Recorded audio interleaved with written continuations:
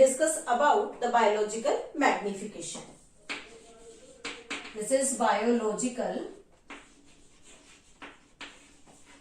magnification.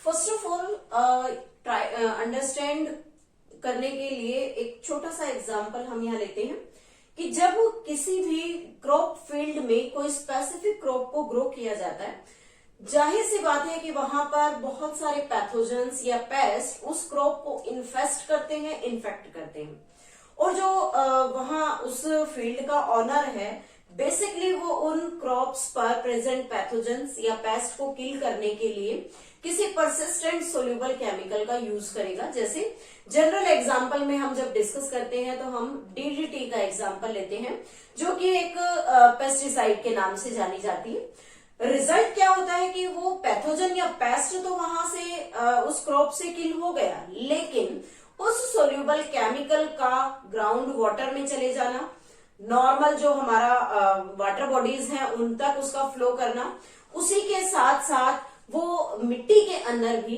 जब हम उसे स्प्रे करते हैं तो उसका कुछ कंटेंट मिट्टी के अंदर भी चला जाता है। मेन प्रॉब्लम कब आती है कि जब वो वाटर के थ्रू या जो हमारी सॉइल है उसके थ्रू वो केमिकल प्लांट्स के अंदर एंटर करता है, और जब प्लांट में आ गया ultimately it will come inside the different steps of the food chain, कि वो धीरे धीरे हर स्टेप में हर फूड चेन के ऑर्गेनिज्म के साथ इंटरेक्शन करेगा और उनकी बॉडी में एक्यूमुलेट होना स्टार्ट हो जाता है, डिपोजिशन स्टार्ट हो जाता है। तो मेन प्रॉब्लम यहाँ क्या आती है कि जब प्लांट या वाटर से निकला हुआ केमिकल एक स्पेसिफिक ट्रॉफिक लेवल से लास्ट ट्रॉफिक लेवल तक जब मूव करता है तो उसका कंसंट्रेशन काफी लेवल पर इंक्रीज हो जाता है, और उस इंक्रीज्ड कंसंट्रेशन के रिजल्ट्स हमेशा हार्मफुल होते हैं। तो हम यहाँ डिस्कस भी करेंगे कि कैसे वो हार्मफुल रिजल्ट्स बनते हैं, देन किस तरह से जो डिफरेंट टाइप्स के परसिस्टेंट केमिकल्स हैं उनका यूज जनरली हो रहा है। सेकेंड, जो कमर्शियल स्केल पर हम उन परसिस्टेंट केमिकल्स का यूज करते हैं, कुछ हैवी मेटल्स या कुछ केमिकल्स जो हैं बेसिकली इंडस्ट्रीज से रिलीज होते हैं, ultimately all will cause a problem in our environment, और वो एनवायरनमेंट के साथ साथ बायोटिक कंपोनेंट्स को भी नुकसान पहुंचाते हैं। तो यहाँ इस प्रोसेस में हम कंप्लीट डिस्कशन करेंगे। सबसे पहले यहाँ डेफिनेशन डिस्कस करते हैं। What is biological magnification? Biological magnification is successive increase in harmful chemicals, harmful या आप इन्हें परसिस्टेंट सोल्यूबल केमिकल का नाम भी दे सकते हैं, persistent soluble chemicals which chemicals in a food chain, in a food chain. अब ये फूड चेन में एक्यूमुलेट हो गए, तो सबसे पहले यहाँ एक एग्जांपल के थ्रू शो करते हैं। वाटर, वाटर में ग्रो करते हैं प्लैंक्टन्स, प्लैंक्टन्स पर फीड करने वाली small fish, then large fish, and then fish eating birds. ये हमने एक 5 स्टेप की फूड चेन यहां पर ली है, that is related to the aquatic ecosystem.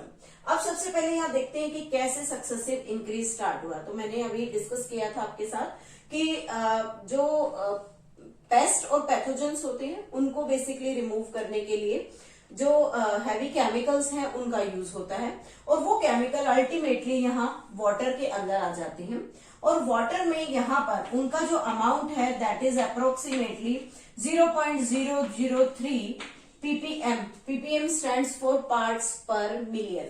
इतना अमाउंट यहाँ वाटर में प्रेजेंट है, and these planktons grows in this water.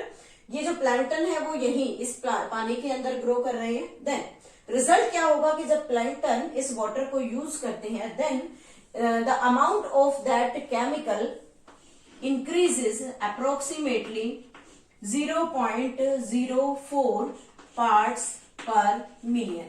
यहाँ पर प्लैंकटन स्टेज पर आकर उसका अमाउंट जो है वाटर के कंपैरेटिवली इंक्रीज हो गया। देन जब इन प्लैंकटन्स पर स्मॉल फिश जो होती है वो फीडिंग करती हैं, then the amount of the chemical increases up to 0.5 ppm. This is increased in comparison to that plankton. When the large fish eats these small fish, then amount become approximately 2 ppm, 2 parts per million. और lastly जब fish eating bird in large fishes पर feed करता है, then there will be the amount of fish eating amount of the DDT or the heavy chemical in fish eating bird is approximately 25 parts per million.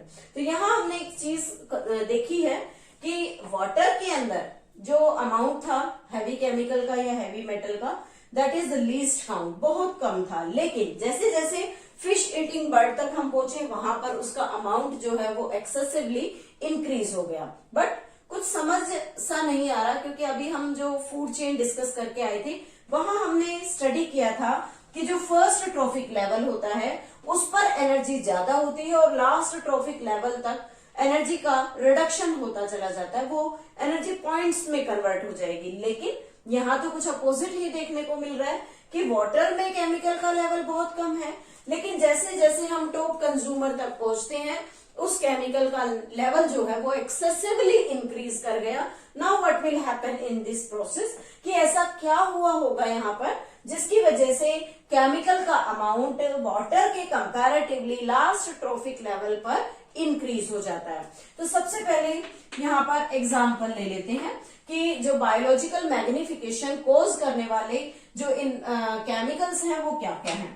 Specifically हम DDT को यहाँ पढ़ रहे हैं, this is a pesticide.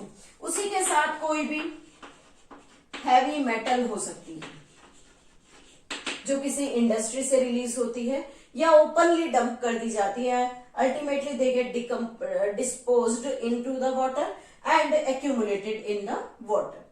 अब यहाँ discuss करते हैं कि कैसे केमिकल का लेवल वाटर से टॉप कार्निवोर तक पहुंचते पहुंचते इंक्रीज हो जाता है।